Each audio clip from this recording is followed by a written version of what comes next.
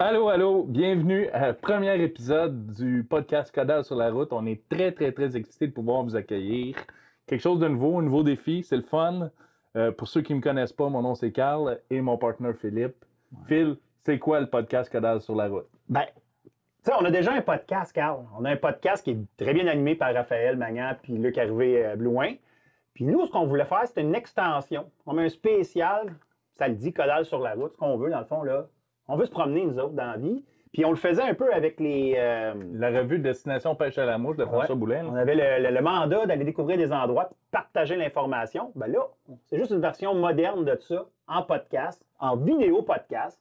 Évidemment, c'est axé sur l'audio, mais les gens qui peuvent nous regarder vont avoir accès à des séquences vidéo, puis vont pouvoir nous suivre dans notre aventure. Fait qu'on veut donner de l'information sur comment ça se passe, cet endroit-là, qu'est-ce qu'on peut faire, comme type de pêche, comment on peut séparer surtout notre journée pour être efficace dans notre pêche au saumon. Oui, quelques trucs stratégiques pour pouvoir mieux performer, mais déjà d'avoir les informations quand on ne connaît pas une rivière, puis on s'en va dessus, d'avoir quelques petits in, de pouvoir se retrouver.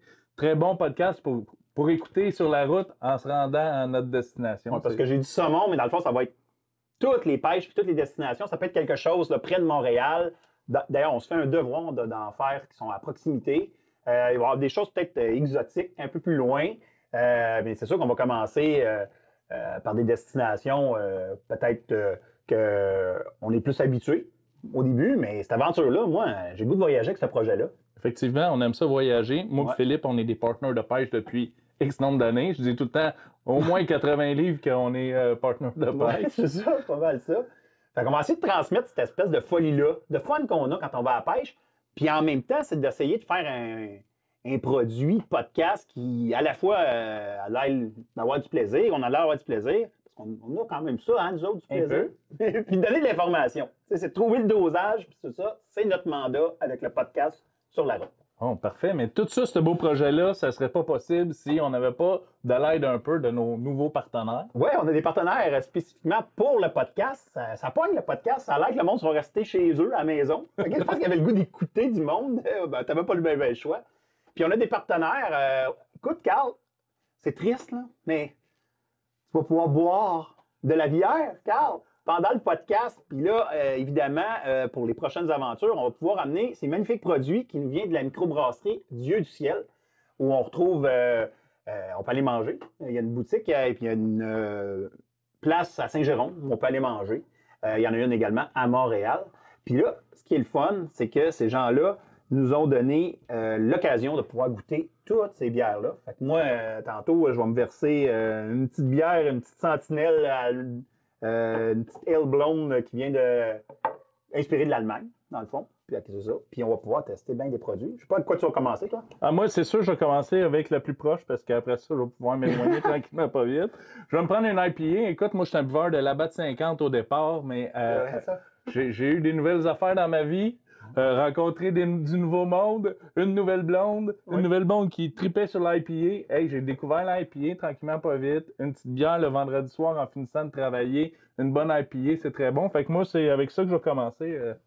C'est assurément mon choix du podcast. Ah ouais, ça, moi, je suis bien content de ce partenaire-là parce que c'est des gens qui étaient déjà proches de la pêche à la mouche aussi. Isabelle Charbonneau pêche déjà à la mouche là, depuis longtemps. C'est une des copropriétaires. Puis on va avoir du visuel là, grâce à Béatrice aussi, puis Claudia qui nous aide beaucoup pour l'ensemble de coordination, tout ça. Fait que c'est un beau partenaire. Merci beaucoup à tout le monde pour de Dieu du ciel. Merci. Hey, on est beaucoup sur la route aussi. Ouais. On roule. Fait que souvent, on a besoin de faire checker nos véhicules. T'es en train de me dire que ça arrive qu'on a des crevaisons, des trucs comme ça? Des petits pépins mécaniques, des crevaisons. Impossible. Ça va faire du beau stock, ça. À raconter, mais oui. Puis on a un partenaire qui est Pneus et Mécanique Nicoletti. C'est des gens qui étaient déjà pas mal partenaires avec des activités de la pêche, dont le Big Bass Challenge. C'est un commanditaire. Puis on a Martin à Saint-Eustache, là, ici, avec qui on fait affaire depuis longtemps. Donc, merci beaucoup à Ronald de Nicoletti qui nous a organisé cette belle commandite aussi. Puis, évidemment, on va faire du saumon avec Saumon Québec, qui est toujours un partenaire de Codal, ça, dans le fond, là, depuis longtemps. On fait beaucoup d'activités avec eux autres. Ça, c'est dans nos partenaires qu'on a. Et On peut pas oublier aussi notre gang de Shore Fishing. Shore Fishing qui est un distributeur. Oui, surtout beaucoup dans le stock de montage de mouches, mais dans plein d'affaires pour vrai. Shore Fishing, tout le temps intéressant de travailler avec cette belle gang-là. Oui, c'est ça. Eux autres, là, dans le fond, là, un appui incroyable là, au niveau de la technique, là, tout ce qui est équipement, tout ça. Puis qui dit technique, on n'est pas tout seul, on a l'air d'être deux en avant, mais c'est une équipe en arrière de ça. Puis on a ici notre cher ami Hugo Terrien qui nous aide. Hugo, il vient, il nous donne un coup de main, caméra, un petit peu de tout ça. Il va y avoir aussi Ben Farcy qui va faire tout le beau montage de la patente. Fait que c'est un petit peu ça qui va partir le beau projet. Oui, c'est une belle gang, c'est un travail d'équipe. Puis nous autres, ben, dans le fond, c'est le fun, c'est de partager le résultat de ça. Parfait. Fait que bon épisode du podcast Caudal sur la route.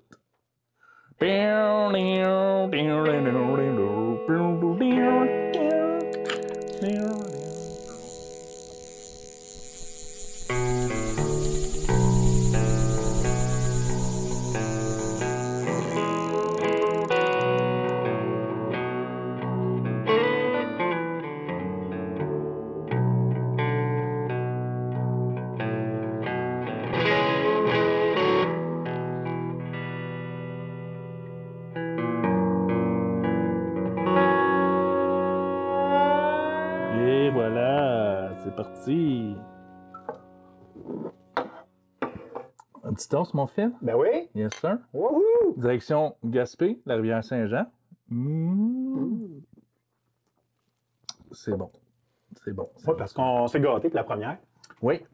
Oui, on se le cachera pas. On s'en va dans quelque part, un terrain connu, notre terrain de jeu. On s'en va sur la rivière Saint-Jean-Gaspé. Oui.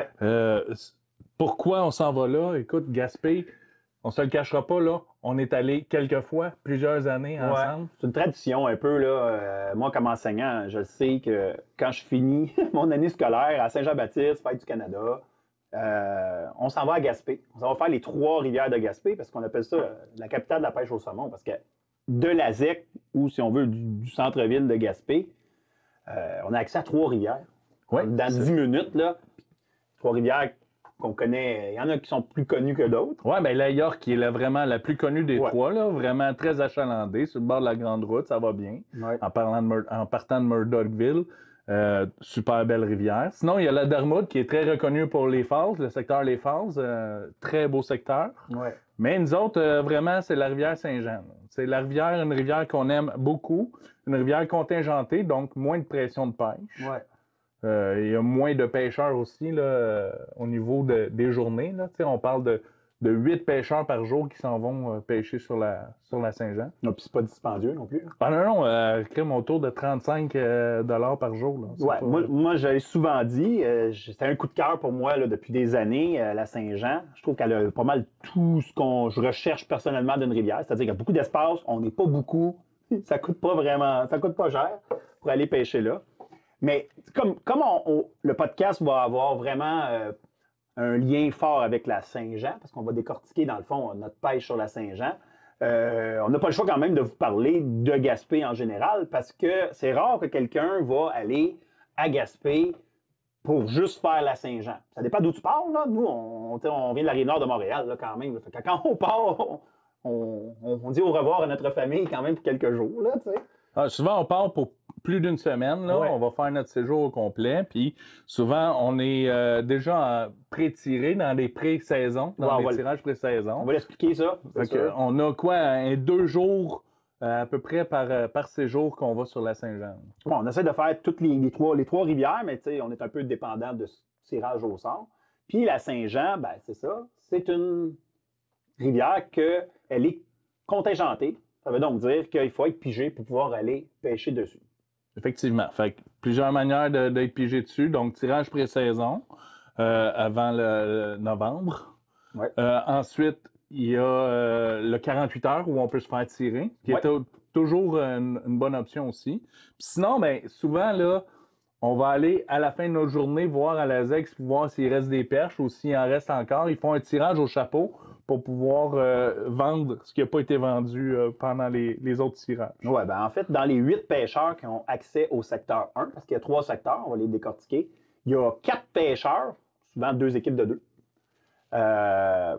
qui proviennent du tirage On appelle le tirage pré-saison. D'ailleurs, si vous voulez avoir de l'information sur le tirage pré-saison, l'ensemble de l'information est sur le site de Saumon Québec, où là, on peut participer. Puis les 4 autres pêcheurs des 8, ben, ils proviennent du 48 heures. Donc, ça, c'est important de le dire, là, si vous voulez avoir une chance d'aller pêcher la Saint-Jean, secteur 1. Puis il y a 3 secteurs. Oui, il y a 3 secteurs au total. Moi, si je peux résumer ça, il y a un secteur 1 qu'on va se concentrer. Il y a un secteur 2 où il y a 2 pêcheurs par jour. Oui. Que, quand même, des belles fosses. On a fait des belles journées là aussi. Oui. Puis on parle d'alternance, là, Carl. La première journée, mettons, le mardi, je dis ça au hasard, mais c'est des gens qui viennent du 48 heures. Après ça, l'autre journée d'après, c'est des pré-saisons. Pré-saison. Puis il y a le secteur 3 qui est un secteur plus de luxe avec le pavillon Saint-Jean. Oui. On ne touchera pas à ça. Je sais que tu es déjà allé et que tu as déjà pu profiter de tout ça. Moi, j'ai eu la chance de faire un reportage écriture là. C'est assez important quand même. Là. C'est vraiment une contribution aussi financière pour l'ensemble de la ZEC qui fait que on a des aménagements qui sont vraiment bons dans cette ZEC-là et tout ça. Mais nous, on va se concentrer sur le secteur 1 qui est aussi le secteur où le saumon rentre en premier, Carl. Oui, effectivement. Puis il y a des belles fosses de rétention un peu partout. Fait que c'est assez simple de s'y retrouver aussi. Oui, c'est une eau claire. Des fois, on dit que c'est la jumelle de la Bonaventure, pour ceux qui l'ont déjà vu, en plus petit peut-être. Oui, pas peut-être. Plus petit, mais je parle au niveau de la qualité de l'eau, de la transparence de l'eau. On parle de galets. Tu as de la misère à évaluer la profondeur de l'eau tellement que c'est clair. Oui, souvent. Parce qu'on se le dira, là, c'est quand même une rivière qui est assez longue. Là, 121 km, ça prend sa source dans les Chic-Chocs, puis ça descend jusqu'à Douglastown, dans le coin de Gaspé. Alors, c'est une bonne rivière. Le secteur 1, là, c'est vraiment sur le bord de l'eau, là, à l'embouchure. Fait que souvent, il y a de l'action là. Puis comme l'eau est très froide, parce que l'eau vient des Chic-Chocs, bien, il peut y avoir du saumon qui s'y retrouve tout au long de la saison. Oui, on parle de saumon qui n'a pas vu grand pêcheur. Il rentre dans la rivière. T'sais. Donc, c'est un secteur que si on réussit à trouver le saumon, il y a des chances qu'on aille de l'action. Puis c'est un peu ce qu'on va faire dans ce podcast-là, c'est qu'on va prendre le secteur 1, qui est quand même assez grand, puis on va vous donner, c'est notre version à nous autres, de comment vous pourriez séparer votre journée de pêche pour être efficace. T'sais. Donc, on a fait des sous-sections, puis c'est ce qu'on va vous présenter aujourd'hui. Quelqu'un qui s'en va à Gaspé ou qui a l'intention d'aller à Gaspé, parce qu'on espère vous donner le goût de voyager avec ce podcast-là, ben vous allez, après avoir écouté, avoir plus d'informations, puis sûrement que vous allez partir avec déjà un peu plus de confiance. Effectivement. Mais d'abord, tout commence par quoi?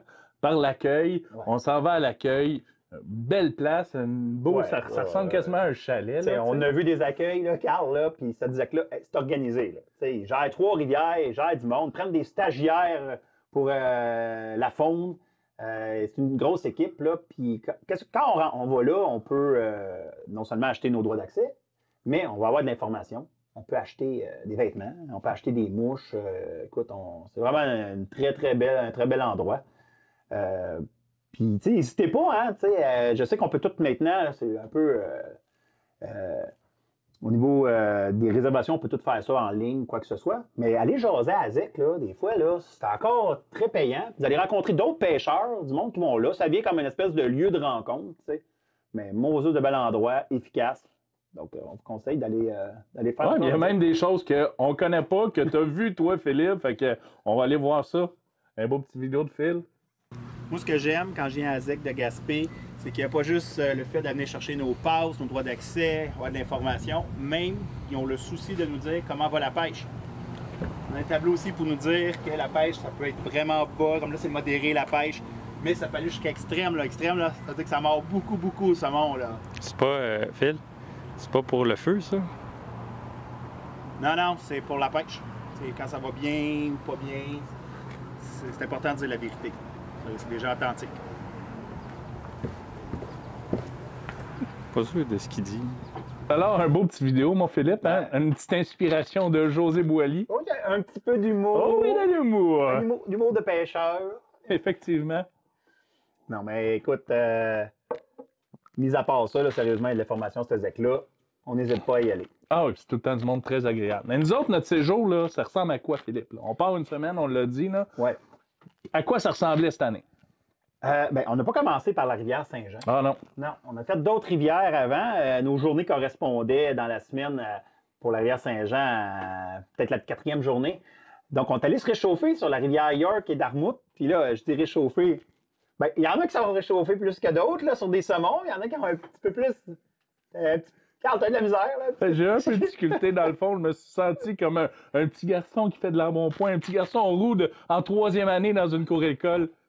Je me suis fait niaiser, là. Je me demandais où tu t'en allais. Je cherchais l'adulte responsable sans faire « j'étais victime de bullying ». Stop bullying!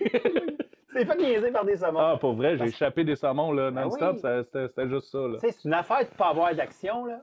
Mais toi, t'en as eu, il t'est comme arrivé toutes sortes d'affaires, là, t'sais. Quand on est rendu que je fais une espèce de cérémonie là, pour enlever la poloc de Carl, là, t'sais. La petite malchance. Ouais. Ah non, j'ai pas été chanceux, mais écoute, quand il y a de l'action, ça nous reste tout le temps réveillé, fait que on lâche jamais. Bon, c'est ça, c'est un réchauffement pour le travail d'aller sur la Saint-Jean. Effectivement.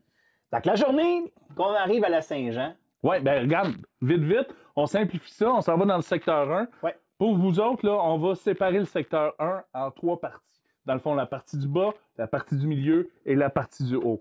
La partie du haut qui s'en va jusqu'au secteur 2, dans le fond, fait que c'est assez simple.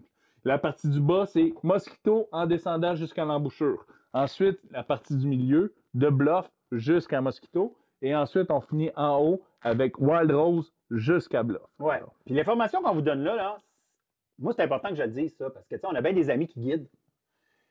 On n'est pas là pour donner les spots secrets, les entrefosses ou quoi que ce soit, parce qu'il y en aura tout le temps. Puis on les connaît pas toutes, hein, quand même.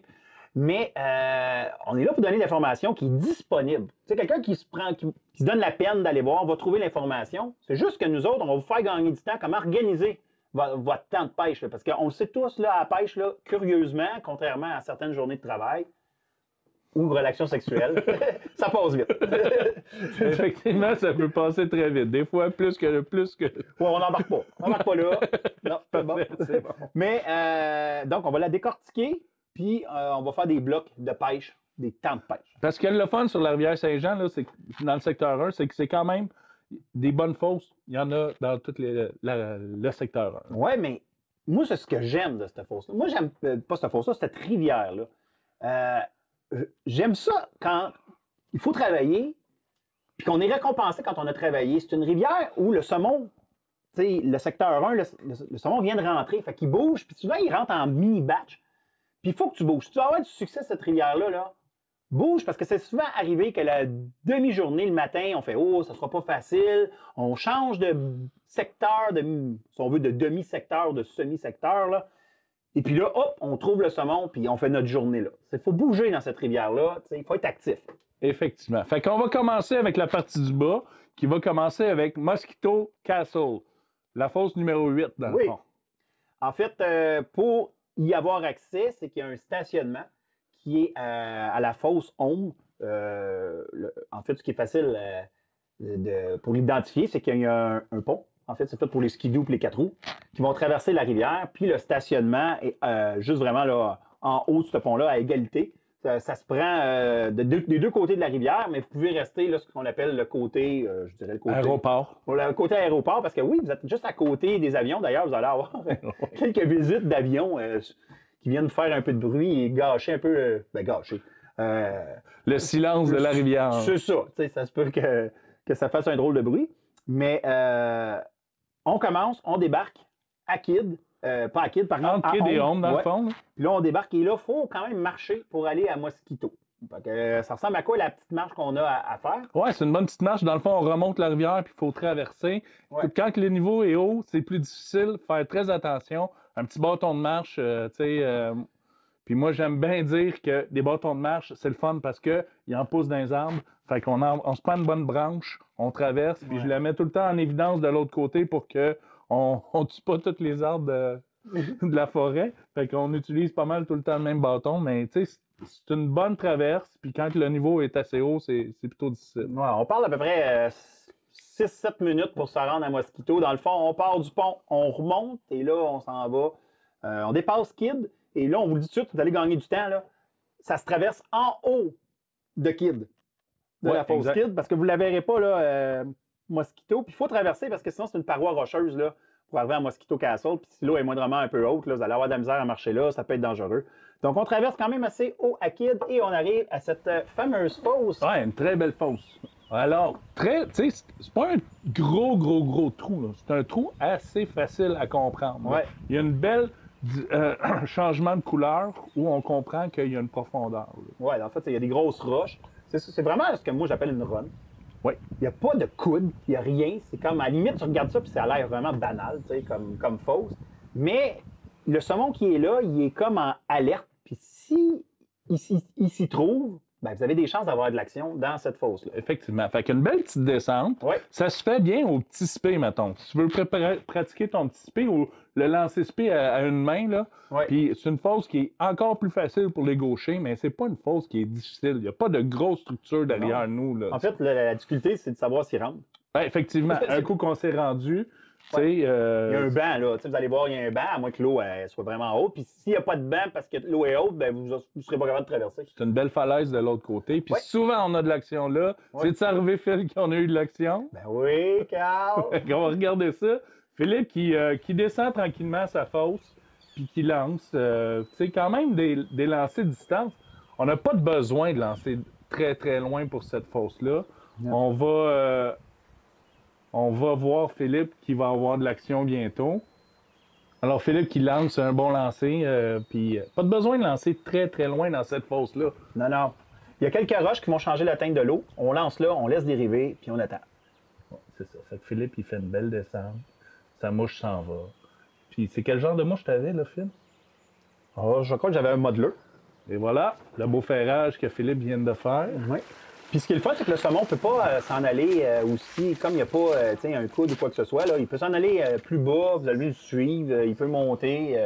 Vraiment, sérieux, tu as à prendre un saumon, Carl, la première fois, c'est une fosse vraiment parfaite pour ça. Oui, pas trop difficile. Puis ce qui arrive, c'est quand entre deux bons partenaires, là, tu sais, moi je m'approche avec la prise, je vais tout le temps en bas du pêcheur, vers le bas du courant. Tu es capable de t'ajuster dans ce temps-là. Il y a plusieurs méthodes, mais on aime bien celle-là, nous autres, comme ça. Si je descends, mais Carl, il me voit descendre. Puis si j'ai à monter, il va descendre avec moi, puis il se garde quand même une bonne distance. Là, c'était pas un gros saumon. Ah non, c'était quand même un beau grill. Oui. On était contents parce que ça partait vraiment notre journée pour la Saint-Jean. Fait que, tu sais, le saumon était check, on avait déjà eu de l'action. Fait que là, tranquillement, pas vite, Philippe est en train d'épuiser le saumon tranquillement lors du combat. Puis c'est pas un combat qui va être excessivement long non plus. Là. Alors, ben, en fait, ce qu'on essaye de faire, c'est d'avoir, premièrement, la conscience du fait qu'on va le remettre à l'eau, ce saumon-là. Fait que, tant qu'à le remettre à l'eau, on va essayer d'écourter le combat. Mais on comprend par contre qu'il y a des gens qui commencent à pêcher le saumon. Au début, c'est plus le saumon qui te contrôle que toi qui contrôle le saumon. Effectivement. T'as pas les deux mains sur le volant. Avec l'expérience, c'est sûr qu'on raccourcit beaucoup les combats. Ouais. Puis à raccourcir les combats, ben ça aide beaucoup pour les remises à l'eau. Nous autres, on pratique beaucoup la remise à l'eau. C'est important pour nous. Fait que là, je suis allé replacer, j'étais certain d'aller replacer la caméra pour être certain d'avoir des bonnes takes. Fait que je me rapproche, je me mets là, j'attends vraiment que le saumon, puis vous allez voir, là, Philippe m'amène le saumon, puis j'ai juste à le ramasser, là. Ça sera pas dans tellement longtemps. Philippe va m'approcher le saumon et je vais le prendre avec la prise. Fait qu'un bon travail d'équipe, tout le temps essayer de voir le saumon le plus possible. Et là, ma prise est dans l'eau. Et un petit coup, boum, on a ramassé le saumon. Un beau nettage, là, quand même. Ben, on voit que Carl court pas après le saumon. C'est moi qui amène le saumon à Carl. Ça commençait bien, là. Ça commençait bien. On avait déjà le saumon check. Écoute, c'était très bien. Parce que c'est, quand tu fais un reportage, même quand tu fais de l'écriture, tu as tout le temps une petite nervosité au fait que ça se peut, et surtout au saumon. Ça fait partie de la game de ne pas pogner de saumon. T'sais, on aurait fait le podcast, ça va sûrement arriver des podcasts où on fait des destinations puis que ça va pas comme on veut, mais là, ça part bien. Là. C'est sûr. Puis, c'est sûr qu'on préfère avoir un grand saumon puis une belle photo, mais ce qui est des photos, là, c'est que c'est très simple. On essaie de garder le saumon le plus possible dans l'eau. Oui. Puis, pour pouvoir un release le plus rapidement possible, quand on fait ça court, là, short and sweet. Ouais. On veut pas 2 minutes pour prendre une photo, là. On essaie de garder le saumon le plus possible dans l'eau. Oui, les doigts qui sont pas dans les ouïes du poisson. Effectivement. On remet ça à l'eau. Et après ça, une belle remise à l'eau. Fait que Philippe, le saumon qui n'a jamais sorti de l'eau. Tout le temps frais. Il va repartir comme une balle. C'est simple, là. On met ça tranquillement dans l'eau, la tête dans le sens du courant. Et voilà, il va être prêt. Petit grill, merci beaucoup pour cette action-là. Si vous voulez, encore ceux qui nous écoutent par audio, vous pouvez voir en regardant sur YouTube le podcast Codage sur la route. C'est ça. Pour nous autres, c'est important la remise à l'eau. Ouais. Ça, c'était une belle remise à l'eau. Le saumon est reparti. Puis, ça arrive, là, de plus en plus, on entend parler des saumons qui sont pris plusieurs fois là, dans une même saison. Oui. C'est le mythe du saumon qui meurt, là, ça pourrait arriver. C'est sûr, il y a des statistiques. Ça reste des statistiques, là, mais la plupart du temps, vraiment la remise à l'eau. Je pense que c'est rendu vraiment quelque chose de plus ouvert et commun. Là. C'est une belle action. Ça commençait bien. Mais, tu sais, Carl, ça a une particularité, un saumon. Oui. Ça a plusieurs particularités, mais ça en a une, c'est que ça a des amis. C'est bon. Surtout un petit grill comme ça, là, c'est rare qu'il ne suit pas d'autres saumons. Fait que là, t'es-tu en train de dire que c'est peut-être à mon tour d'aller dans l'eau? Ça veut dire que si tu pognes un saumon, tu te dis pas, il y en avait un, on l'a pris. Souvent, même si l'eau est claire, c'est pas évident de le voir, le saumon. T'sais. Puis c'est souvent ça qui arrive. Tu vas avoir des journées que tu n'as rien, puis tu as des journées que tu repasses, puis. Fait que là, Carl, il fallait que tu repasses, c'était clair. Là. Effectivement. Fait que je repasse, j'ai quand même un lancer un peu plus long.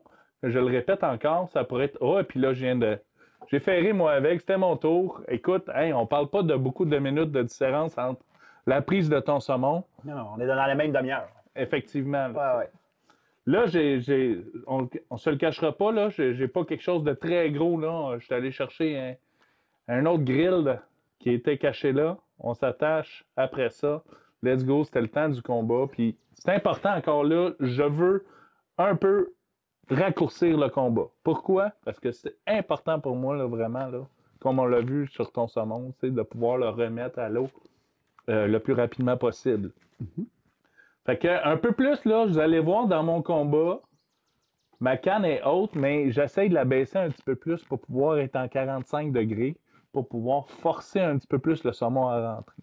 Bientôt, tu vas t'en venir avec la prise pour pouvoir venir netter ça, parce que, encore là, le saumon, souvent, c'est un travail d'équipe. Puis on va le savoir, là, pourquoi ça s'appelle Mosquito Castle. Ouais, on le voit, ça, pour ceux qui ont accès au visuel, là. Mais de toute façon, c'est pas à cause du castle. Non, j'ai pas vu tant de châteaux là. C'est les mosquitos. Ah, il y a pas mal d'insectes. On le voit pas mal que ça bouge autour de nous autres. Fait que des bons insectifuges pour pouvoir nous protéger aussi. Là. Des fois, les petits brûlots qui sont un petit peu fatigants. Ah, puis ils sont petits, là, sont gros comme des têtes d'épingle, là, puis on les sent. Là. Fait que là, j'arrive. Ah oui, parce qu'on veut faire une belle remise à l'eau. Fait que Philippe, C'est que c'est bon, c'est Carl. Ben, j'ai échappé mon saumon. Ou plutôt, j'ai fait une belle remise à l'eau. Oui, c'est ça. Carl est tellement éthique, là, que lui, il s'est dit, bon, t'arrives avec la puise, c'est réglé. C'est réglé, le saumon est pris. Bye, au revoir, on le laisse aller. Ouais. La mouche a simplement décroché. Effectivement, ça arrive. C'est des choses qui arrivent. Puis je dirais que c'est peut-être le 8e là, dans mon séjour. Ouais, parce que c'est ça. Quand tu es dans une séquence là, bizarre, là, ça arrive souvent que. On peut pas rester là toute la journée. Non. Ouais, on a descendu, on est allé voir, on est revenu, un petit peu plus bas. On est allé à Kidd. Kidd, qui est une belle fosse, on le voit là où est-ce qu'on traverse, là, juste en haut de l'image. Oui. Puis là, ici, là, on voit la fosse qui était encore une belle run, hein, quand même. Oui, que vous pouvez faire soit avant d'aller à Mosquito ou en revenant. Moi, je ne m'acharnerais pas là, mais passer une mouche rapide, là, c'est une belle place. Quelqu'un qui pêche au spé aussi, c'est une belle place pour commencer le spé aussi. Puis on voit sur la séquence visuelle aussi le fameux pont, la traverse, où est stationné notre véhicule, de où on est parti pour se rendre à Mosquito. Fait que ça fait déjà, là, dans notre route, ça fait Mosquito, on revient, Kidd, ça c'est un bloc de pêche, là. T'sais.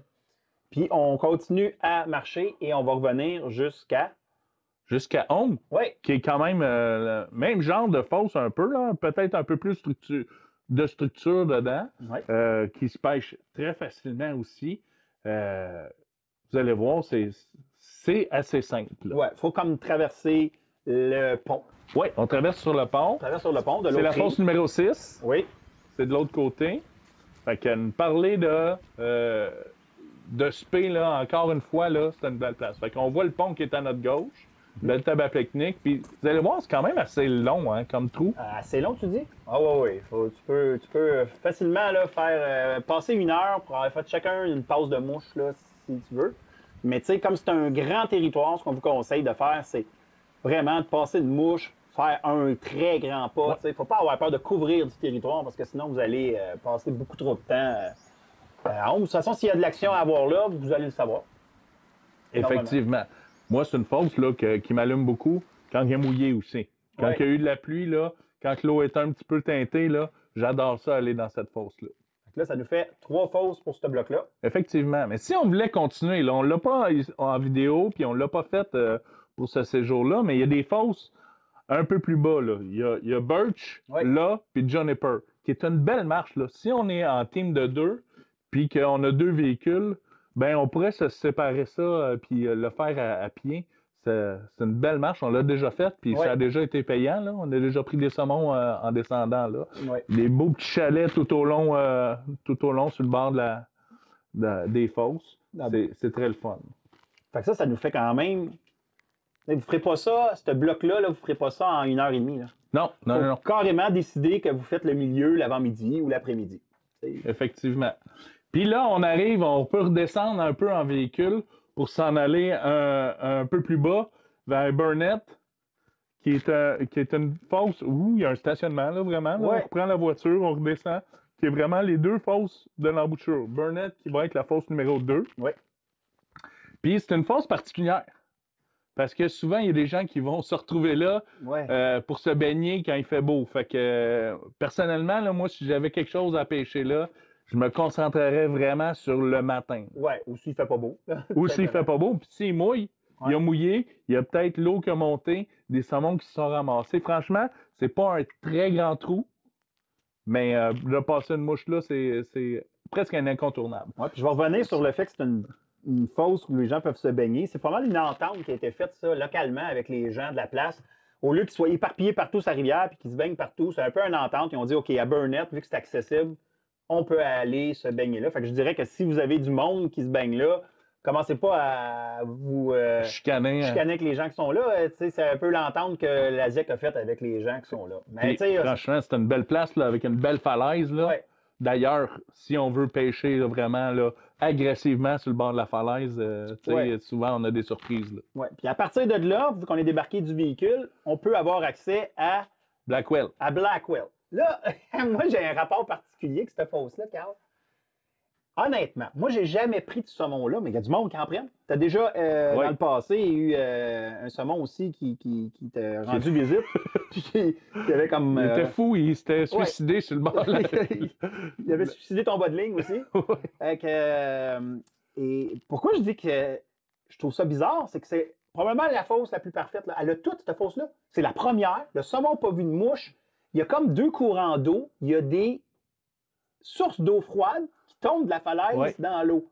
Et malgré tout, cette fois-ci, on n'a pas eu d'action, mais je me dis qu'un jour, si on peut arriver là et qu'on pogne du saumon qui vient juste d'arriver. Moi, c'est clair que s'il mouille, là, stratégiquement, c'est une de mes premières fosses que je vais aller faire. Il va y avoir du saumon qui va s'être ramassé là. Une belle place. Souvent, la couleur de l'eau est merveilleuse, là, pour vrai. Là. Fait que, encore là, un petit peu de spé, mais il ne faut pas capoter non plus. Là, on peut le faire au spé, mais c'est une fosse assez facile à lire.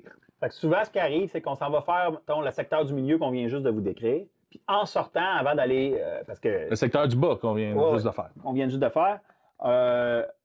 Comme la ville n'est pas trop loin, notre chalet, notre hébergement n'est pas trop loin, c'est important de le dire, là, souvent on revient dîner. On prend une pause, on vient dîner, on va faire un petit dodo, puis on va revenir.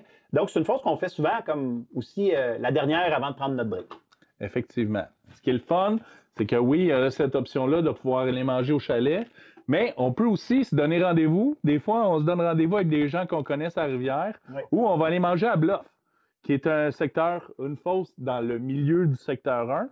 Un beau stationnement où c'est vraiment, ça part des 2 côtés qu'on peut aller pêcher tout. Belle table à pique-nique, puis une belle falaise où on peut voir des saumons d'en haut, là, une espèce de belvédère. C'est une très belle place. C'est d'ailleurs là qu'on a donné rendez-vous à Rémi Lemrise, le nouveau DG de la rivière, le directeur de la rivière. Fait que on va laisser Rémi se présenter lui-même. Salut Rémi. Bonjour à vous deux. Salut. Bon, merci beaucoup de nous accueillir sur la rivière Saint-Jean cette année. Ça fait plaisir. T'es nouveau, deuxième saison ici comme gestionnaire. Parle-moi un petit peu de toi. Ben, c'est ça, comme tu dis, ça fait la deuxième année que j'étais arrivé. Auparavant, ça faisait 3 ans que j'étais comme directeur général à Rivière-Nouvelle, dans Baie des Chaleurs. Une petite rivière qui est un peu moins connue, quoi, qu'elle commence de plus en plus à se faire connaître elle aussi. Donc c'est ça, tranquillement, quand j'ai eu l'opportunité de venir à Gaspé, ben évidemment, ça ne plus pas la continuer comme ça, que je l'ai pris. Puis, mais auparavant de ça, j'ai fait des études en biologie, je suis un doctorat en biologie, fait à Rimouski, en biologie fournie. Bon, parfait. T'es un garçon de la Gaspésie? Non, pas du tout. Je suis originaire de Victoriaville. Mais ça fait longtemps que je suis parti de là. Je suis roulé ma bosse un peu, Bécomo, Rimouski, Gaspésie, Baie-des-Chaleurs, maintenant à Gaspé. Ouais. Un amoureux de saumon ou de pêche? Vraiment, oui, vraiment. Oui. Je dirais que c'est un peu une passion pour moi. Puis c'est pour ça que, je veux dire, c'est un rêve, là, si on peut dire, en tant que pêcheur de saumon, d'avoir géré 3 rivières comme les rivières de Gaspé. C'est incroyable, là, vraiment. Ah, c'est deux choses quand même, là. Gérer une rivière et être pêcheur. C'est vrai que c'est deux choses, mais en même temps, selon moi, c'est un plus quand tu es un maniaque de pêche de gérer une rivière parce que tu as un œil, tu as une vision de la chose qui est de deux pêcheurs. Puis les pêcheurs, ça se trouve être ma clientèle en fait. Là. Donc, le but, c'est que les pêcheurs retrouvent ce que moi j'aime retrouver sur une rivière en général. Des sentiers bien entretenus qui se déchirent pas tes weathers, des branches quand tu te promènes en auto. D'ailleurs, il y a quelques petits travaux qui s'en viennent là-dessus, je vous le dis tout de suite. Là. Mais quand tu te promènes avec tes cannes sur le top de ton véhicule, ça fait pas d'imbranches, des affaires comme ça. Puis une gestion de la rivière aussi qui maintient une bonne qualité de pêche. Ça, c'est une autre chose aussi. De gérer tes populations fauniques pour que toujours tu aies des populations en santé. Fait que ça, puis c'est ça. Quand tu aimes pêcher, tu recherches tout ça. Donc, Rémi, quand même, on va se le dire, là, c'est dans la lignée des nouveaux DG de Rivière. Là. Ouais. Il y a beaucoup de nouveaux jeunes DG qui prennent le contrôle des EC. Oui, des gens qui ont tourné à l'entour de la rivière, soit des gens qui étaient guides ou qui ont étudié dans le domaine connexe. Là, oui, comme ça, quand même. Là. Mais oui, mais on la sent, la nouvelle énergie. Oui. Effectivement. Mais Rémi qui a des buts dans la vie, là, dans la rivière, qui veut aussi améliorer la qualité des séjours des pêcheurs. Là, dans le fond, l'expérience client. Là. Je ne sais pas si les hot dogs vont être meilleurs, puis tout ça, comme au Centre Bell. Ben, c'est parce que c'est ça qui a changé. Carl, quand on parle avec le monde, on côtoie beaucoup de monde, des nouveaux moucheurs, des anciens moucheurs, des très expérimentés. Et la philosophie de l'approche, puis c'est ce que Rémi nous a parlé, ça l'a complètement changé. Les gens ne viennent pas pêcher du poisson. Ils ne viennent pas remplir le frigo. Il y en a encore qui prennent, mais avec la nouvelle réglementation des 4 tags, écoute, ça vient avec la nouvelle philosophie des nouveaux pêcheurs. Mais je te dirais qu'ils ne viennent même pas pour pogner du poisson. Tant mieux, oui, on va à la pêche. Ils viennent pour l'expérience du séjour, comme quelqu'un qui irait faire du kayak ou quoi que ce soit. C'est une expérience plein air. C'est pour ça qu'on voit beaucoup de jeunes couples. Effectivement. Ça, là, c'est quelque chose que... C'est un peu pour ça que Rémi a des buts d'améliorer les sentiers. On parle de stationnement. Là, tantôt, on était entre Home et Kid. Il y a un nouvel aménagement pour pouvoir des escaliers solides. Bac de récupération. Effectivement. Poubelle. Fait qu'amélioration de l'environnement, parce qu'on ne se le cachera pas, il est arrivé, Rémi, en plein dans le COVID. Là, fait que dans une manière qui est arrivée que c'était un gros défi pour lui. Oui, puis en même temps, ça a fait l'effet inverse un petit peu, c'est que les gens cherchaient quoi faire. Puis on le sait, là, dans la COVID, le plein air, l'ensemble des activités plein air, rénovation aussi, mais a complètement explosé. L'augmentation du nombre de pêcheurs a explosé, effectivement. C'est quelque chose qu'il a fallu qu'il se réajuste. Là, tu rentres, c'est ça que tu as comme constat. Effectivement. Fait que ça a frappé pas mal comme un 2x4. Avant, le 2x4 était à 2,50 $. Maintenant, il est à 6 $. Le coup dans le front est plus solide. C'est ça. D'autres affaires aussi qui fait, Rémi, ça se faisait un petit peu aussi avant, mais il y a de la location d'équipement pour les gens qui veulent essayer. C'est autour de 50 $ par jour pour avoir le full équipement. Pour pouvoir essayer, ça a bien du bon sens. Il y a même des journées, c'est ça, tu allais dire, des journées de découverte. Oui, des journées de découverte où, dans le fond, on te propose d'être accompagné de quelqu'un qui a de l'expérience pour te faire découvrir la rivière et la pêche au saumon en général. Fait qu'il y a tout ça comme service. Oui, c'est autour de, je pense, 240$ pour une personne ou pour deux, c'est 300. Ça fait quand même en couple une belle activité de couple. Ouais. Puis ça se passe dans le secteur public, là, dans les zones publiques. Là, pas de tirage au sort, pas rien de compliqué. On t'amène sur des fosses, puis c'est une belle expérience aussi. Évidemment, il y a le service de guide aussi, on peut te référer. On peut te référer des hébergements alentour de Gaspé. Moi, je dirais que tout le monde travaille pas mal en collaboration là, alentour de toutes les ressources que procure la pêche au saumon.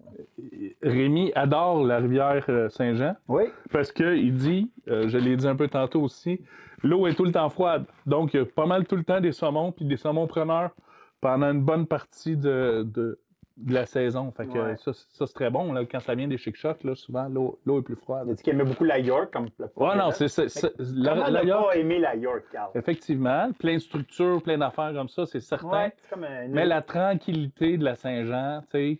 C'est ça. C'est vraiment super. D'ailleurs, tantôt, on parlait des niveaux d'eau pour traverser. Il n'y a pas de station d'hydrologie pour savoir le débit de l'eau. Mais Rémi nous a dit que souvent, ça se comparait avec ce qui se passe sur la rivière York. Oui, quand il y a une montée d'eau à York, la plupart du temps, sur la Saint-Jean, ça suit. Même si les deux, c'est des bassins différents. Là. C'est important de le préciser parce que la Darmoute, qui est comme la troisième rivière, est comme sur un autre versant complètement. Puis des fois, il y a de l'eau sur la Darmoute où il n'y en a pas eu, puis alors que la York et la Saint-Jean se suivent un peu plus. Fait qu'on se fie sur le niveau d'eau de la York. Pour se donner un indice de ce qui peut se passer sur la Saint-Jean. C'est une rivière là, que Rémi apprécie énormément. Il aime ça de la tranquillité. Les fins de journée, c'est bien le fun. On lui a demandé s'il pêchait. Ben oui, mais c'est ça. Effectivement, il pêche. Il adore le spé. Oui. Fait que, puis il pêche quand même avec sa numéro 8 aussi. Oui. Fait que, mais c'est un pêcheur plus de noyer. Tranquillement, pas vite, là, il a dit que ça valait la peine de se concentrer sur la sèche. D'ailleurs, tu as écrit un article qui avait bien du bon sens là, dans la dernière revue Saumon. Oui, sur la sèche, là, on est plus dans le... Je pense que le titre, c'est « Oser pêcher à la sèche ». C'est pas que... quelque chose encore que quand on hésite à pêcher à la sèche. Puis Rémi, il m'a dit que cette année... il était pour s'y mettre un peu plus. Un petit peu plus, là, comme ça. Là. D'ailleurs, cette revue-là, c'est une revue qui ne s'achète pas, là, mais qu'on reçoit quand on est membre. Fait que quand on veut être membre de la FQSA, de la Fédération... En plus de contribuer à toutes... les aménagements, la ressource, toute l'organisation alentour du saumon atlantique, bien, on a le droit à cette revue-là dans laquelle on écrit depuis plusieurs années toutes sortes d'articles. C'est pas mal un beau partenariat avec Saumon Québec. C'est une belle revue, là. Effectivement. C'est le visuel. Fait que nous, on écrit là-dedans en tant qu'équipe, puis tout ça. Puis des fois, c'est ça. Des fois, il va plus technique, comme pêcher à la sèche, le combat sur le saumon. Fait que ça, fait qu'on vous invite, c'est sûr, à aller devenir membre. De la FQSA. Oui, c'est pas tellement cher, puis ça vaut vraiment la peine. Ça vaut vraiment la peine. Bon, ceci étant dit, on a hâte de retourner à la pêche. Oui, parce que l'entrevue, là, elle a lieu quand même à Bluff. Oui. Bluff, c'est le stationnement principal. On monte jusqu'en haut et à Bluff, on se trouve être comme sur un belvédère. Et en passant, Carl, on dit Bluff, mais la fosse a été renommée. La Jean Roy. Et Jean Roy, c'est l'ancien directeur de la rivière qui a donné énormément d'heures incalculables pour la rivière. Donc, c'est un bel honneur. Parce que je sais, pour avoir pêché avec lui personnellement sur cette rivière-là, que c'était une fosse qu'il affectionnait particulièrement. Fait qu'on l'appelle la fosse Bluff ou la fosse Jean Roy. Et il y a un belvédère. On est vraiment là en haut du belvédère. Il y a une belle table à pique-nique avec un abri. Et c'est là qu'on a réalisé notre rencontre avec Rémi. Mais c'est tentant, là, parce que tu peux te pencher sur le bord de la rampe et observer des saumons. Là. Effectivement, puis souvent, il y a tout le temps un gros saumon très surprenant là. Oui. Mais c'est pas on peut le pêcher de ce côté-ci, là, mais généralement, là, c'est de l'autre côté que ça se pêche. Là. Par contre, on passe pas directement par le belvédère. C'est une bonne affaire de descendre. Non, vous allez réaliser assez vite qu'il y a de l'eau. Là. Fait qu'il faut quand même là, descendre la rivière. Et puis, pour pouvoir traverser un peu plus bas. Il y a une belle place, là, quand même. L'eau est assez claire. Encore là, il faut faire attention. Des fois, le courant est assez fort. Et il faut remonter vers... Il y a comme une grosse berge de galets avec un banc dessus. C'est une berge qui remonte quand même un peu. C'est un petit défi pour les pêcheurs de pouvoir pêcher. Par contre, moi, cette fosse-là, je l'apprécie beaucoup à la sèche. c'est un bon défi de sèche. Là. Ça prend des bons lancers. Oui. Ben, si tu veux atteindre les saumons qui sont collés sur la paroi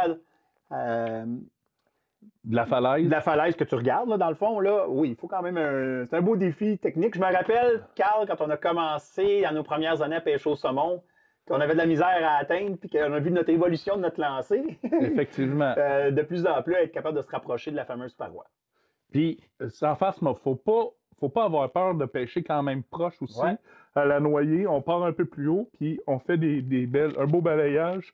On essaie de les coller quand même sur la paroi pour pouvoir aller chercher ces saumons-là, mais il n'y a pas seulement que les saumons qu'on voit quand on est en haut du belvédère. Il y a des saumons qui sont un peu plus loin dans des cassures. En fait, la fosse Bluff Jean Roy, c'est une fosse de rétention où il y a du saumon à l'année. On a eu la chance d'aller en septembre pour un mentorat, puis il y avait du saumon aussi qui collait là à l'année. Donc, au même endroit, là, fait que vraiment, là, c'est une belle fosse. Dans le fond, si on regarde notre thématique là, de faire 3 secteurs, Bluff serait la première fosse du milieu.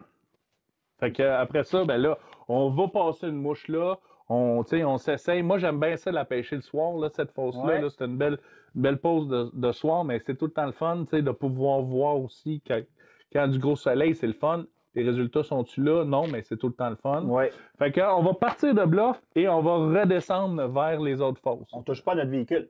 Non. À pied, on part de là, puis là, on s'en va faire une marche. Ouais, c'est une bonne marche. Puis écoute, les chevilles sont souvent sollicitées. Là. Ouais, on marche sur les galets, même, je dirais des roches. Hein, c'est comme des boules, un mélange de boules. Là, des boules de bowling, des ballons de soccer, puis des boules de billard. Là, ça se promène. Comme marcher dans le bac quand tu fais garder tes enfants là, chez Ikea. Là. Ouais, c'est exact.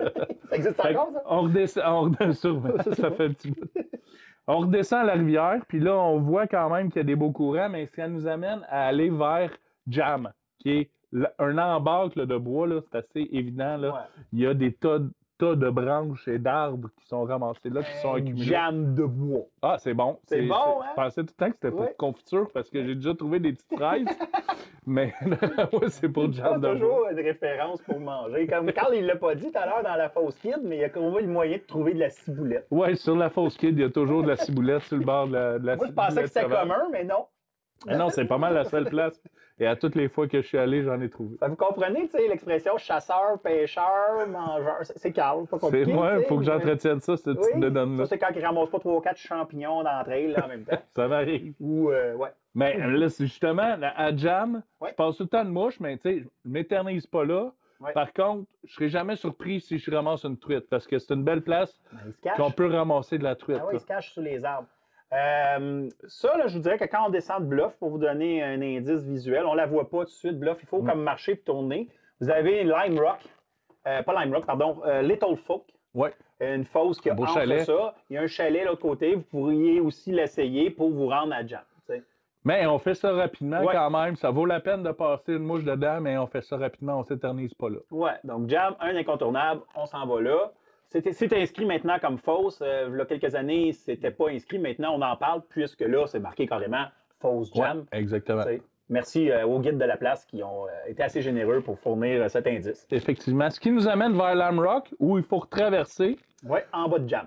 Lime Rock, c'est bien particulier. Là. C'est un beau grand trou. Là. C'est quand même beau, avec une belle falaise de sable et de roches qui fait tout son long. Une belle couleur, puis des belles plaques de roches, là, vraiment lisses. Là.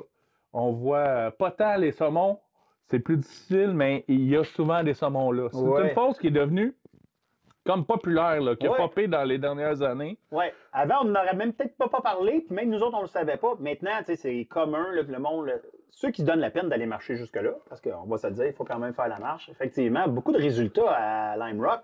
Puis Carl, là, c'est une fosse qu'au moment où on fait ce podcast-là, il y avait un courant, qui est la fin de Jam, dans le fond, qui vient faire un petit croche, mais on me dit souvent aussi que c'est une fosse qui change beaucoup d'aspect.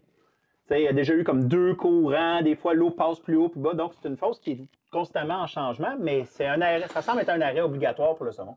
Puis encore là, pour de la canne, à 2 mains aussi, c'est un beau trou aussi. Ouais. On l'a fait, peut-être grand pas, mais on la descend au complet. Ouais. On se concentre peut-être plus vers le haut de la fosse.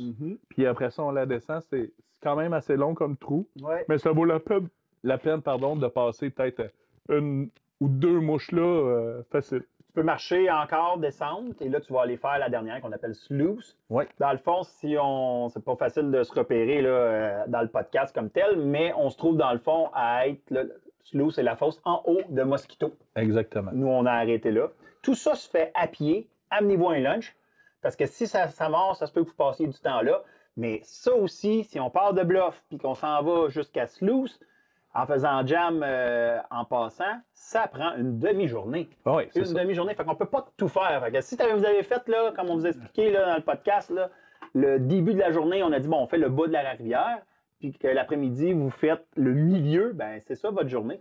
C'est pas Ça compliqué. ressemble à ça. Sinon, tu vas courailler tout le temps, puis tu n'auras pas le temps de pêcher. Fait que c'est selon moi, là, souvent, la température que je vais créer ma stratégie sur cette rivière-là. Quand ça fait peut-être un peu plus longtemps qu'il n'y a pas eu de pluie, ben qu'est-ce que je vais viser? Je vais viser un peu plus haut dans la rivière, ce qui va nous amener vraiment au secteur, à la partie 3 du secteur 1, là, dans le fond. Là. Oui. La partie en haut. Là. Fait que, tu sais, c'est un secteur qu'on aime beaucoup aussi. Ouais. 2 places de stationnement, dans le fond, on peut se stationner à Bluff. En fait, on pourrait revenir à Bluff après avoir fait ce qu'on vient de vous énumérer, dîner là, puis décider de faire tout le haut de Bluff pour faire ce que nous, on a appelé dans le podcast la section d'en haut ou la section d'en haut. C'est ça? Exactement. Ouais. Fait qu'on commence ça en haut. Ben moi, avant de commencer, Carl, ouais. je vois là, puis... t'es dû pour du liquide un petit peu? Un petit peu? Parfait. Toi aussi, mais moi, je vais rester dans...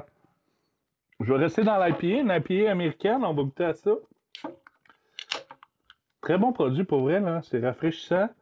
C'est sûr que c'est de la très bonne bière, là. C'est sûr que cette année, quand on va aller filmer, on a hâte de déguster ça les deux pieds dans l'eau. Là, effectivement. C'est une bière avec une Weathers que tu portes, c'est tout le temps le fun. Toujours meilleur. Oui. C'est toujours meilleur comme ça. Puis moi, je vais y aller avec la Voyageuse des Brumes. C'est ça qui est plus une bière britannique, à la manière britannique. Alors, moi, j'y vais avec ça. Et on s'en va dans le bout crime qu'on a eu de l'action dans notre vie. Je pense que c'est ce qui nous a fait aimer la rivière, le haut de la rivière. Là, écoute, c'est beau.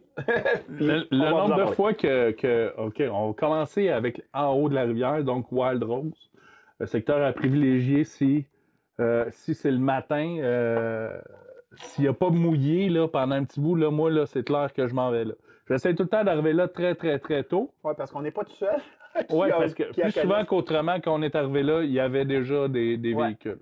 Là, Carl, il l'a dit tantôt, là, mais on peut partir de Bluff, là, le même stationnement qu'on vous parle depuis un bon petit bout, puis marcher jusqu'en haut, mais il y a aussi un stationnement. On prend l'auto, on prend même pas 2 minutes, là. 2 minutes de sentier qui se fait relativement bien. Il peut s'accumuler un peu d'eau, là, mais tu sais, on parle pas de besoin d'un immense 4x4. On l'a déjà fait en Hyundai Accent. C'était un peu touché, là. Oui, il y avait un peu de boucan dans ce temps-là. C'était dans le temps que le gaz était cher. Il avait monté à 1,36. On a dit, on monte en Hyundai. Oui, parce qu'à 1,36, on peut pas se permettre de consommer autant d'essence. Non. Fait qu'en Hyundai Accent... On l'avait fait en Hyundai Accent. Mais on avait mis de l'eau jusqu'aux portes, là, tu sais. Ah oui, c'est ça. J'avais vu la boucane cette fois-là. Là, puis... Mais tout ça pour dire qu'on peut se rendre à Wild Rose en véhicule. Puis on peut partir de là, mais c'est ça. Comme on peut se rendre en véhicule, là, des fois, tu le sais pas, tu te rends là le matin, on est 8 sur la rivière quand même. Là, vous l'avez vu, 8 pour tout l'espace qu'on vous décrit, là. Quand il y a quelqu'un qui est à Wild Rose, tu peux aller jaser si tu veux, là, si tu manques d'amis. C'est ça. L'idée, là, c'est s'il y a quelqu'un, là, tu vas pas là, tu vas ailleurs. On va se promener. Il y a de la place en masse. Exact. Il y a des bonnes fosses un peu partout. Fait qu'on arrive vraiment à la fosse, là-bas, Wild Rose. Ouais. Une belle place, une autre belle falaise de l'autre côté. Un beau courant qui est un peu plus actif. Hein. Là, il y a vraiment une espèce de petite chute rapide, là. Mais Carl, c'est une fosse parfaite à tout. Le début de la fosse, là, c'est un rapide en haut. Fait que le saumon, quand il fait chaud ou qu'il y a le soleil, il peut aller dans le rapide en haut. Après ça, on a l'espèce de coulée avec des grosses roches. Puis il y a un pied où ça va tourner que souvent, on a vu le saumon en fin de journée descendre la fosse puis aller se placer là. Il y a toute cette fosse-là. Là. Tu veux décrire à quelqu'un une fosse à saumon, là? Tu l'envoies à Wild Rose. Faut pas avoir peur de commencer très haut, cette fosse-là. Non, on a pris des saumons là, dans le rapide. Il y a Effectivement. comme des remous. Il y a des poches d'air, des poches d'eau qui se forment là, puis des fois le saumon il se tient là. Faites juste attention parce que c'est la limite du secteur 1. Fait que il y a une pancarte secteur 2 qui commence là. Ouais. On va pas en haut de ça, on reste vraiment dans le secteur 1. Fait qu'on part le courant d'en haut, on le fait au complet. Souvent le saumon est dans le milieu. Oui. Mais ça nous est arrivé en fin de journée d'avoir des saumons. Belle place pour le rollcast puis pour le spé aussi, parce que la berge remonte quand même un peu. C'est le défi de cette fosse-là, c'est qu'en arrière de vous, la berge elle remonte dans votre lancée arrière, ou votre qu'on appelle le backcast. Si vous ne faites pas attention, ça se peut qu'il y ait un petit son. Oui, Tic-tic de mouches. De mouches qui frappent les roches et on regarde notre mouche. Là. Ah oui, dans le doute, tu regardes ta mouche parce que, écoute, ça mord tellement pas souvent que si en plus ça mord quand tu n'as pas d'hameçon. Exactement. C'est déjà arrivé. Mais le rollcast, ça nous aide à s'en sortir vraiment plus facilement. D'ailleurs, j'ai pris probablement mon plus gros saumon à cette fosse-là, pas la fois cette année, mais... On parlait du matin, là, parce que souvent, on a hâte d'y aller. On veut partir notre journée là. Mais les plus grosses pêches qu'on a faites, on va se le dire, c'est en soirée. Philippe avait pris un saumon, une belle grosse femelle de 25 livres, puis elle y avait donné tout un show. Là. Le nœud du backing, il avait goûté un peu. Philippe avait fait du ski nautique un petit peu en arrêt de ce saumon-là. On s'est retrouvé dans l'autre fosse pour sortir ce saumon-là vraiment à la noirceur le soir. Là, il y avait une pleine lune, je m'en rappellerai tout le temps. Une chance que l'eau était basse, une chance qu'il y avait la pleine lune, puis une chance que j'étais chanceux. Parce que sérieux, ce saumon-là, j'aurais dû le perdre, Carl. Là, il est tout arrivé pour que je le perde. Effectivement. Mais bon, beau souvenir. Fait que, c'est sûr que quand tu vois une fosse, puis tu pognes un saumon, cette fosse-là, elle reste un petit peu dans ton cœur. On y retourne. Donc, White Rose, incontournable. Et là, il peut tout le temps y avoir du saumon. Il peut y avoir du saumon, mais on peut aussi se faire surprendre par des truites. Oui, c'est pas rare. On y va. J'ai pris une truite cette journée-là. C'est un peu tout le temps décevant des fois. C'est drôle la réaction qu'on a. Fiche, puis tu te rends compte, tu as un petit grill, c'est-tu une truite? T'es comme vraiment là, concentré à vouloir du saumon. Fait que quand tu pognes une truite comme ça, c'est toujours un peu décevant sur le coup. Puis après, tu te dis, finalement, c'est un beau poisson que j'ai pris. C'est quand même un beau poisson. Puis il y a souvent de belles couleurs. Là. C'est un poisson qu'on a vu, là, les couleurs très argentées quand même. Souvent, on dit, hey, la truite de mer est donc belle avec ses couleurs orange et tout ça. Mais ça, c'était une belle truite qui était vraiment très chromée. Là, fait que c'était puis un beau fiche. Ouais, puis je vais me permettre de dire un petit quelque chose, Carl, par rapport à ça, parce que on dirait que d'emblée, quand on prenait une truite, on la gardait pour la manger. Oui. On peut toujours, évidemment. Même le saumon, si c'est permis, vous pouvez. On n'est pas là pour juger ça. Mais présentement, il y a vraiment des efforts qui sont faits au niveau de la réintroduction de cette espèce-là qu'on prenait en quantité beaucoup plus grande il y a quelques années. Puis la pêche à la truite, elle a diminué dans les rivières. Fait que si vous pouvez aussi la remettre à l'eau, cette fameuse truite-là. Parce qu'on va se le dire, là, pogner une truite de 3 livres, là, c'est quand même un beau défi. Oui, puis vous allez penser au début que c'était un petit saumon. C'est ça. Ça donne quand même un bon combat. Oui, moi aussi, encore là, on est fidèle à nous. On préconise la remise à l'eau de l'ensemble des espèces, mais particulièrement présentement, là, il y a une attention pour la truite de mer. Effectivement. Donc, on redescend un peu la rivière. Dans le fond, on revient, on remonte un peu dans la montagne. Oui, beau sentier. Oui, beau sentier, beaucoup de cèdres. J'ai vu beaucoup de champignons dans ce coin-là. Oui, c'est sûr, Carl. C'est sûr que tu as tout vu ce qui se mangeait. Puis, il y a une belle fosse, la fosse Red Tag, où on avait sorti ta grosse femelle. Oui. C'est une fosse qui se pêche un peu plus de l'autre côté. Un petit trou, ça vaut la peine des fois de passer une bonne mouche. Mettons, des fois, quand on est avec des gens sur l'autre Flat Rock et Wild Rose, des fois, on fait une rotation, mais c'est le fun d'aller occuper du temps un petit peu à Red Tag. Oui, puis vous êtes haut quand vous arrivez, donc vous pouvez aussi tenter visuellement de repérer des saumons. Ce qui nous amène, après ça, à Flat Rock. Oui, on continue le petit sentier. On se trouve, dans le fond, à être à mi-chemin entre le fameux stationnement de Bluff et White Rose, la dernière fosse. Puis on a, à ce moment-là, une grosse roche, je pense. D'où le Une grosse roche plate, on dit. Oui, c'est de là que ça vient. Oui, donc Flat Rock, une belle grosse roche qui arrive dans un beau grand trou, une belle grosse fosse qui est assez longue, qui se pêche beaucoup au spé aussi, qui se pêche bien au spé, puis que les niveaux d'eau là changent quand même. Oui, il y a des trous noirs. Vous allez voir carrément, l'eau est tellement claire, des trous noirs, qu'on dirait des plaques. Puis le saumon est souvent si c'est pas lui qui crée la plaque noire, dans cette plaque noire-là, fait qu'on on va vraiment prospecter l'ensemble des plaques noires à la noyée et aussi à la sèche. À la sèche. Dans le fond, moi, là, j'aime ça penser, cette fosse-là, là, quand l'eau est bien haute, là, puis qu'elle est par-dessus la roche, là, pas mal, là, puis qu'on voit pas trop de courant qui dévie à cause de la roche, ben je vais passer ça à noyer. Là. Puis, proche de la grosse roche, on se le cachera pas, là, je vais faire des plus petits pas un peu. Oui, parce que souvent, ils vont arrêter proche de la grosse roche. Mais au contraire, si l'eau est très basse, là, puis que la roche fend l'eau, là, ben là, je vais me concentrer sur de la sèche. Là. Je me suis fait faire la barbe à un moment donné par Philippe parce que je passais à noyer. Philippe remontait à la sèche, puis... en fait, j'ai pas fait la barbe, tu m'as donné un assist. Oui, effectivement. J'ai fait bouger le saumon un peu. Oui. J'ai collé la shot, j'ai fait « Ah ouais, donc, vas-y ». Je l'ai finalisé avec 2 lancers à la sèche. C'est des choses qui arrivent, mais c'est vrai, on a remarqué que quand l'eau est relativement basse, il faut prospecter à la sèche les trous noirs. On a eu plus de succès comme ça. Pas avoir peur de pas trop s'avancer aussi dans l'eau dans cette fosse-là, parce que des fois, ils peuvent être très proches. Donc, plus qu'on est le matin, plus qu'on va se tenir moins dans l'eau, parce qu'on a tendance à vouloir approcher dans l'eau. Regarde, on prend ça relax, puis on va la faire. Là, c'est des fosses, là, tu sais, Wild Rose puis Flat Rock, là, tu sais, c'est des fosses qu'on peut s'attarder un peu plus. Oui, c'est une fosse que le monde va pêcher dans leur journée. C'est quasiment des incontournables, à moins d'avoir de l'action ailleurs. Mais il va se faire une rotation naturelle. Quand on sait qu'il y a quelqu'un à Wild Rose, on fait à Flat Rock ou on va à Bluff. T'sais, déjà là, il y a 3 fosses, on est juste 8. Là, puis dites-vous que si tout le monde est dans le secteur d'en haut, ben, il vous reste tout le milieu qu'on a vu, puis tout le secteur du bas où il n'y a personne. Effectivement. Puis des fois, c'est ça la recette. Mais encore là, on peut facilement passer une demi-journée juste dans les fosses que Carl qu'on vient d'énumérer là, dans le secteur haut. Fait que, idéalement, c'est d'avoir 2 jours. Quand tu as 2 jours, tu vas assurément tenter de faire tes 3 secteurs qu'on vous a décrits. Mais, tu sais, nous autres, c'est un conseil qu'on a donné, c'est dans le sens que regrouper ces 3 espaces-là, puis vous allez avoir maximisé vos temps de pêche. C'est vraiment comme ça que nous, on le voit. S'adapter selon le climat. Il fait chaud, on va chercher un peu plus de courant. Il fait froid, il y a de la pluie. Il vient d'avoir de la pluie, ça fait longtemps. Le débit vient de monter un peu plus en bas de la rivière. Le contraire, peut-être un peu plus en haut. Fait que c'est un petit peu ça. Ce qui est plaisant avec cette rivière-là, je le répète, c'est que c'est un terrain de jeu de tout son long. Il y a des saumons là, pas mal partout. Il s'agit de les trouver. Oui. Des saumons qui n'ont pas vu grand mouche, des saumons qui viennent juste de rentrer dans la rivière. Et attachez votre sucre si vous en attrapez un.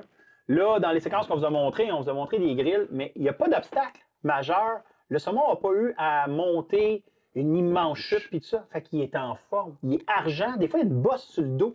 Il est musclé. C'est souvent des saumons qui sont reconnaissables parce que peut-être un peu plus court, mais vraiment trapus. On peut voir la bosse aussi sur le dos.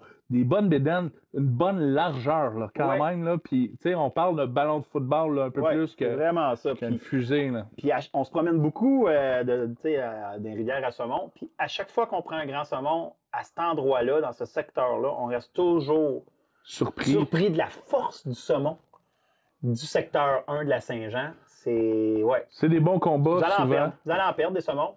Ils sont argent. Vous allez sûrement en perdre, mais c'est à faire. C'est un incontournable. Donc, comment on réussit à aller sur la rivière Saint-Jean? Des tirages pré-saison. Le 48 heures.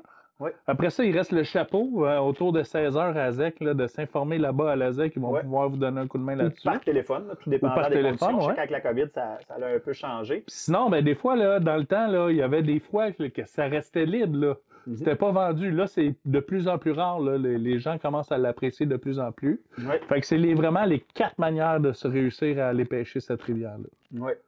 Toi, Phil, là, y a-tu des mouches, là, mettons qu'on veut partir avec un kit de mouches, là, pour aller sur la Saint-Jean? Ben, c'est sûr que là, on y va de théorie. Nous autres, on nous fait toujours bien rire la mouche, tu sais, comme... La mouche gagnante. La mouche gagnante, on n'est pas des gens qui croient énormément à ça. Moi, je suis plus de l'école de penser que ça dépend plus comment la vitesse de la mouche, tu sais, comment elle va passer devant le saumon que la mouche comme telle, mais c'est une rivière à eau claire. Tu sais, quand même, très ouvert, pas beaucoup d'ombrage. Fait que tout ce qui est couleur, souvent clair ou bleu, vert, un peu à la teinte de la couleur, le blanc. On est beaucoup dans ces teintes-là. C'est des saumons qui n'ont pas vu beaucoup de mouches. Fait que, on a eu quand même du succès avec des mouches d'assez grande dimension. Ouais. C'est sûr qu'on l'a pêché. Mais moi, j'ai eu la chance de la pêcher là, juin, août puis septembre. Là, mais je dirais que on a eu du succès quand même avec des mouches relativement grosses. Là, Fait que, dans le fond, là, moi, là, si j'avais une boîte, j'aurais du bleu, du vert. Ouais. Quand il mouille, là, du blanchâtre, là, ça peut être très bon. On ne se le cachera pas, une muddler, c'est tout le temps gagnant aussi. Une Watch Out, une Blue Charm, une Lord, des choses comme ça. On y va, puis on peut y aller dans des grosseurs vraiment différentes. Pas de eau non plus qui reste foncée longtemps quand il y a eu des précipitations. Elle reste pas sale, elle vient blanchâtre. Effectivement. Un peu, mais j'ai rarement vu, là, ça arrive, là, brune, c'est rare, puis ça dure pas longtemps. Effectivement. Ouais, c'est ça. Fait que c'est ce qui fait le tour un peu de notre séjour. Ouais. J'espère que vous avez apprécié. On va vous donner rendez-vous pour une autre destination. Bien content, Phil. Un petit chin en finissant. Ben oui. Yes, sir. Merci à tout le monde. Merci à nos partenaires, donc Nicoletti, Pneus et Mécanique. Merci à Dieu du ciel pour la bonne bière. Merci à l'équipe de Shore Fishing qui nous donne un bon coup de main. Merci aussi à Saumon Québec qui nous... Un bon partenaire de Caudal avec tout ça pendant toutes ces années-là. En espérant vous avoir donné l'ensemble des informations, puis de vous retrouver sur la rivière Saint-Jean ou à Gaspé, vous croisez. Si vous avez des questions, gênez-vous pas, vous pouvez nous écrire des questions en commentaire. Merci. Ciao!